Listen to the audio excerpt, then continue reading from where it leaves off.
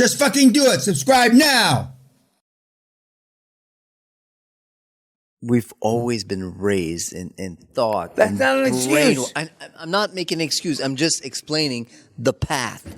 So to change, it's not going to be done like that. No, it can be. No, you're wrong. It can be. You can be. I've seen his brother change overnight. How bad you want it? Exactly, sir. You've seen your brother change almost overnight, right? Yes, of course. My family is a loser. I'm a loser. My brother is a loser. My sister is a loser. Even she is 16 years old. But whatever. He stood up, went all in, got it. Simon's terrible. Yes. I'm not making this shit up. If you want it bad enough, how desperate are you? Correct. They'll do it. Yeah, if you're desperate, they'll do it. Correct. You know, when somebody puts a gun to you, the little shit kid you may or may not have, and you're going to blow their kid's brains out, you'll change. And again, I left a lot of things on the table. I wasn't the greatest father, but my kids are super successful. Do you regret that? No! I should have been harder on them. I mean, our daughter would say, Daddy, how much harder could you have been? Honey, you have no idea. I mean, there's all kinds of things I could have done. But when you live in billionaire neighborhoods, when the other kids are getting jet planes at 16 as opposed to cars. But I mean, I could have been a lot harder. And our kids are not interested in how poor we were. They don't want to see the neighborhoods we came from. They don't give a fuck. As our daughter said, maybe when she was 25, I decided to have rich parents. So I'm not interested in all the other crap, Dad. They really, and to me that's disrespectful. But I'm not sure she means it that way. But she's right. We had rich parents, Dad. So the fact that you and Sally were poor doesn't mean shit. She doesn't say it that way, but she's not interested that we were in jail together, et cetera, et cetera. She couldn't give a shit less. Now, I don't get pride out of that, but I have some sense of gratification because I can relate to some of the kids in the room for the shit that I've been through. And I'm wishing just a fraction of what I gained from going through that shit for the kids that have been through shit like I have been. You know, a fraction of the success I've attained from the time I was in the Van Nuys jail. I mean, it's monumental in life. And I used to worry about credit checks and all that shit like you're worrying about. But you're worrying about stuff that doesn't matter. You're worrying about stuff that's urban myth. You're worrying about stuff that's conventional wisdom, which is all horseshit. We had a double murderer, which is significantly worse than anything you've ever contemplated. Who's a big rich fucker in Florida now. Now, are the things worse than double murders? Yeah. Triple murder. Triple murder. But God,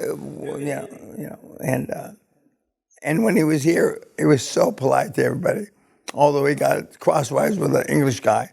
And he said, and he went to bed early tonight. I'm going to bed early because I would crush your skull and fuck your skull to death. But out of respect of Mr. Peña, I'm not going to do that. I'm going to bed early. Okay? And so the little skinny Brit and the other guys, I think he was serious. And the next morning, you know, I'm pretty sure he was serious. Yes, sir. What was your hardest negotiation ever? And how do you flipped it? The hardest negotiation ever I had was when I had no money, which was a good deal of my career, and I was trying to convince, after I did the $50 million deal with Marion Refining, I was trying to convince the guys in Britain, the Kuwaitis, to start an oil company in the U.S. The Kuwaitis need an oil company in the U.S. like you need AIDS. But I convinced them. And there was a lot of economic factors that don't exist today, that existed, yes, those days, which I was very much aware of because I was on top of the economics of the world, and I was able to convince.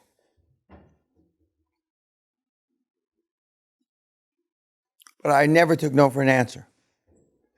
And most of you guys give up too easily. You take no for an answer. And that's the difference. You know, you've heard about credit checks and all this bullshit. That's bullshit. You've heard, you haven't done. And most of you shun away from controversy. Most of you shun away from confrontation. And all my life, I've been drawn towards confrontation. And it's boded well for me. You know, they equated big balls, whatever, you know, whether it's big balls or not. You know, when I was not taking no for an answer from girls that I dated, now every girl, I didn't fuck every girl that told me no, but I never took no for an answer. Whether they didn't want to go out with me or whatever. And that's because I had self-esteem.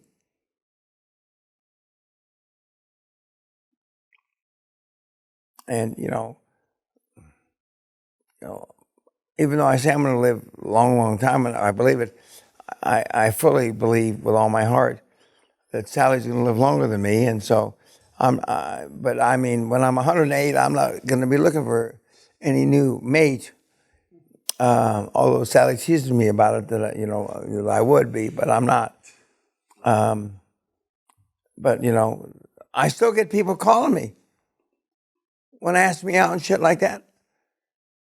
When I was from your age to 60, women would put their room keys in my pockets.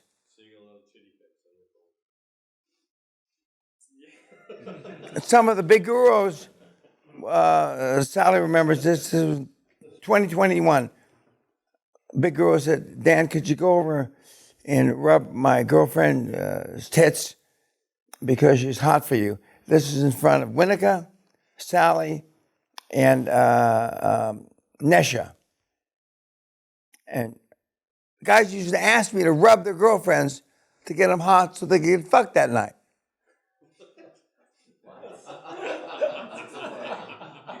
Sally, put their room keys in my pocket. When I say I got more ass than the Beatles, I ain't lying. I can't imagine how you can't get your dick wet. I can't imagine it. It's really pathetic. It is pathetic. Oh. Sorry, just calling that one out for you, Mr. Peña. Sally, is it time for me to go? Don't give me that smile, please. I was telling people we're going to get you a 40-carat diamond on top of the 20-carat I just bought you. And then the next one's the 60. That's what he said. I didn't say the 60. He said every year it doubles. He's flapping his Canadian mouth right now. I heard some stuff. Maybe you're wrong. Sorry, Mr. Peña. Sally has just told me a diamond's not going to cut it. It needs to be a diamond in mine. Mr. Patton, don't shoot the messenger. Okay, guys, it's getting towards the end here. Any other questions? Yes, sir. So, in today's world, In today's world, is this Austria or the real world? in today's society, in today's world, when someone of us becomes a father, what would be your first and most important advice? Becomes a father. Okay. What would be your first and most important advice? Well, hopefully it was on purpose. But I mean, you have to lead from the front. The kids are going to not do what you tell them to do. The kids are going to do what they see you do. QLA from 1 to 3 years old is not too early. You get the book by Jonas Spock, Child Rearing, and you follow like a Bible, and you have faith in it. My mother used that book, but it doesn't matter why she found it. She found it. And I'm a result of that book. What is the title again? Child Rearing by Jonas Spock. Doctor. On that same note, Mr. Peña, what's the sweet spot for hitting your children? How much is too much? You mean hit? I mean, no. No.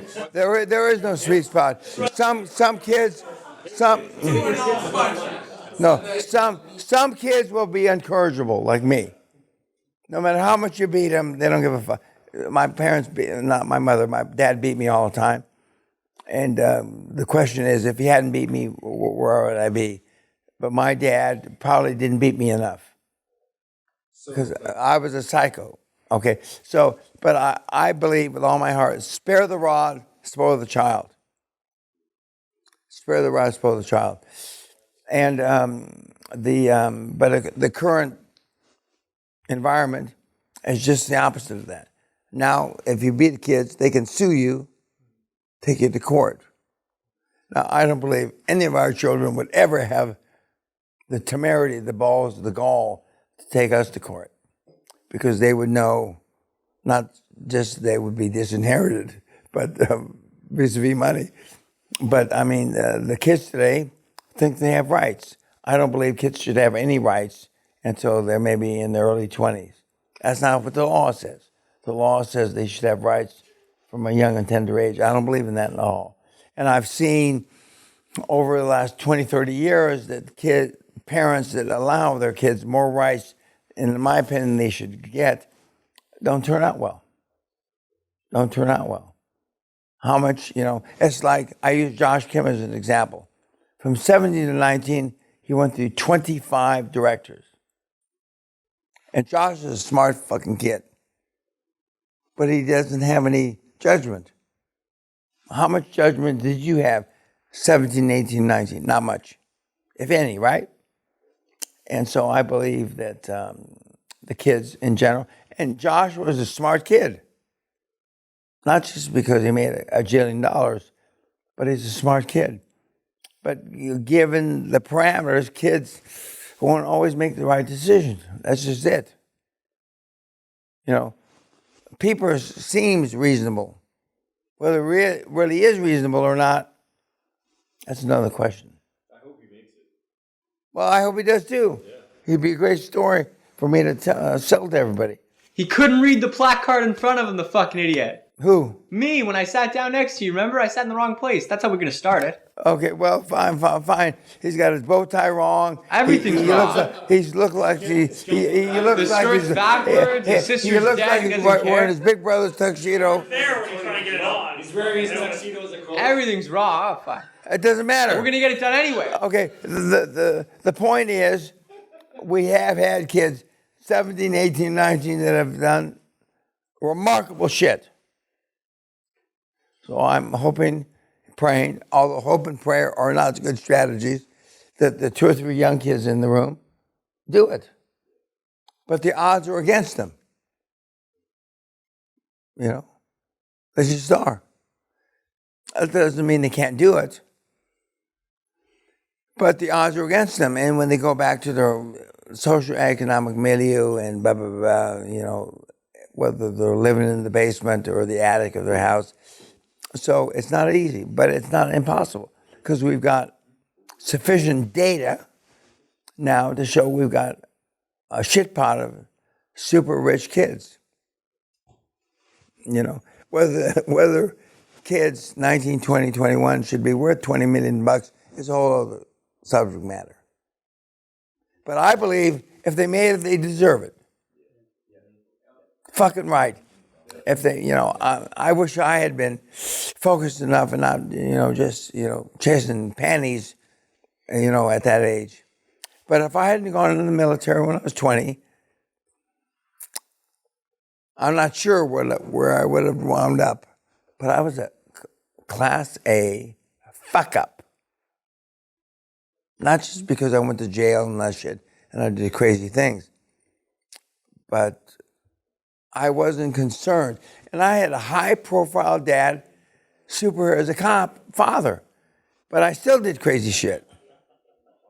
So if I hadn't had a high-profile dad, fuck, I probably would have been robbing banks. And that's why the only goal my dad had, was to keep Danny alive until he reached the age of reason, whether that was 20, 30, 40, or 50. The other question? Why didn't you join as an officer right away in the army? Because I was a bum.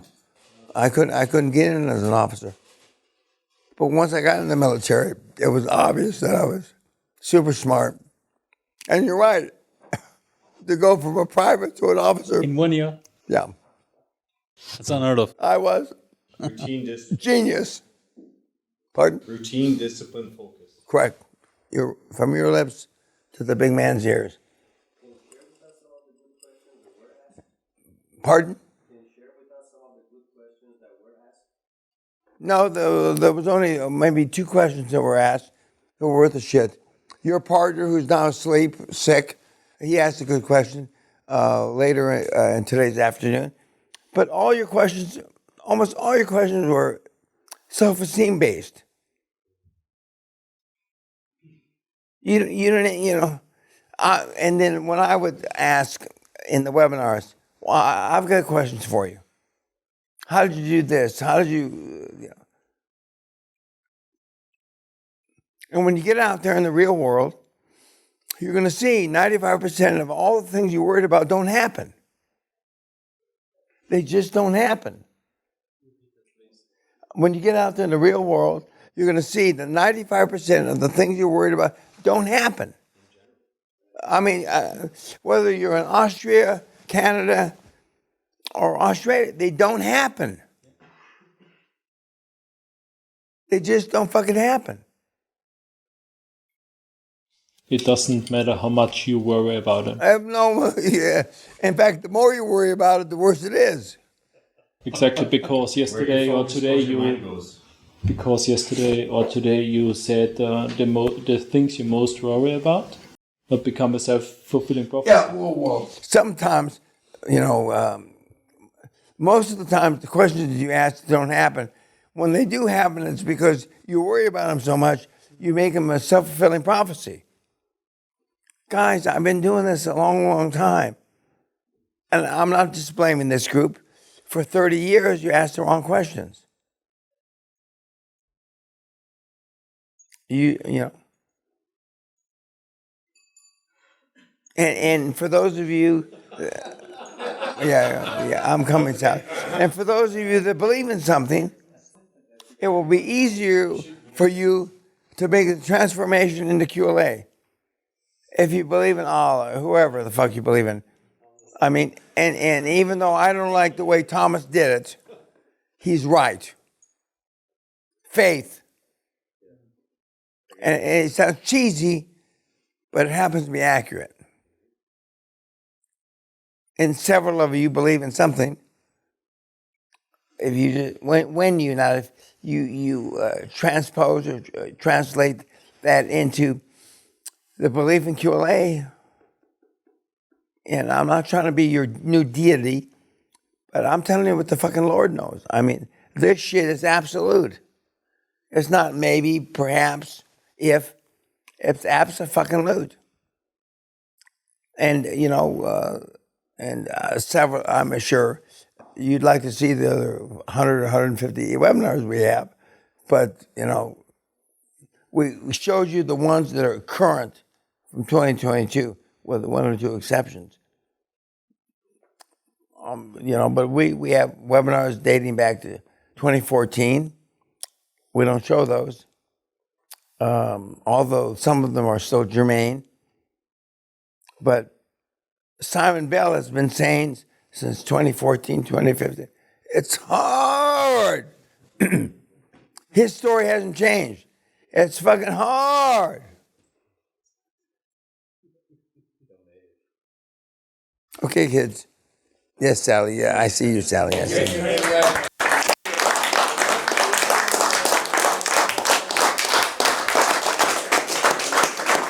Thank you. Thank you. Thank you. Okay, kid. Have they been nice to you? Yes. I didn't tell you to be nice. I just told them to stay out of trouble. You told me to take care. Okay, yes, okay.